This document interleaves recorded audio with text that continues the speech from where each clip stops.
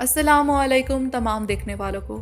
Los Angeles جو کہ United States کے کیلیفورنیا اسٹیٹ میں ہے، دنیا کے مشہور ترین شہروں میں شامل ہے۔ یہ شہر اپنے گلیمرس لائف سٹائل، ہالی ووڈ انڈسٹری اور سینک ویوز کے لیے مشہور ہے، لیکن اس شہر کا ایک اور پہلو ہے جو ہر سال ہیڈ لائن بنتا ہے: فائر انسیڈنٹس۔ لاس اینجلس میں آگ لگنا ایک عام بات ہے، لیکن کلائمیٹولوجسٹ کہہ رہے ہیں کہ اس دفعہ گرمی کی شدت اور ہوا کی تیزی نے اس آگ کو بہت زیادہ شدت سے پھیلا دیا۔ اس دفعہ کی آگ نے اب تک 26,000 ایکڑ سے زیادہ کے ایریا کو جلا دیا ہے۔ لاس اینجلس کے جس پیسیفک ایریا پیسیفک پیلیسیڈ سے یہ آگ شروع ہوئی تھی، یہ ایک پوش علاقہ ہے جہاں بہت مشہور ایکٹرز اور رچ فیملیز کے گھر بھی شامل ہیں۔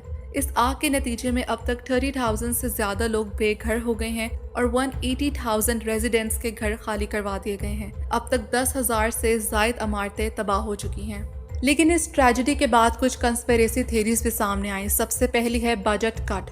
اس ٹریجڈی سے کچھ مہینے پہلے ریکارڈز کے مطابق 2024 ٹو 2025 کے مالی سال کے لیے لاس اینجلس فائر ڈپارٹمنٹ کے بجٹ میں $17.6 ملین کی کمی کی گئی تھی، جس سے ٹوٹل بجٹ $837.2 ملین سے کم ہو کر $819.6 ملین رہ گیا۔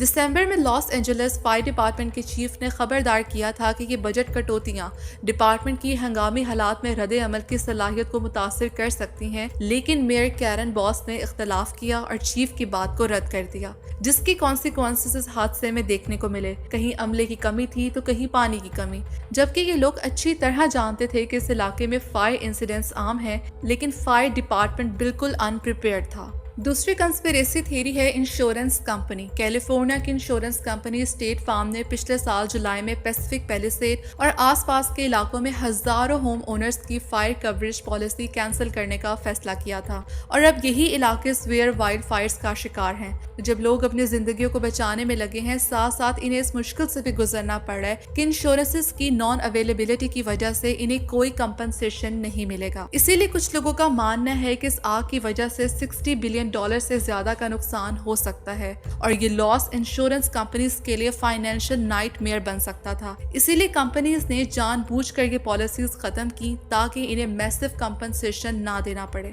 اب لوگ سوال کر رہے ہیں، کیا یہ پہلے سے ہی جانتے تھے کہ فائر اتنے میسو لیول تک جائے گی؟ تیسری سب سے بڑی کنسپیریسی تھیوری ہے LA smart city 2028۔ Los Angeles کا اسمارٹ سٹی 2028 پروجیکٹ، جو AI ٹیکنالوجی کے ذریعے سٹی کو ماڈرنائز کرنے کا پلان ہے، اب کنسپیریسی تھیریز کا شکار بن گیا ہے۔ کچھ لوگ مانتے ہیں کہ آگ جو آج لاس اینجلس کے ایریاز میں لگی ہے، وہ صرف نیچرل ڈیزاسٹر نہیں بلکہ ایک پلانڈ موو ہو سکتا ہے، جس کا تعلق سٹی ری ڈیولپمنٹ اور اسمارٹ سٹی ویژن سے ہے۔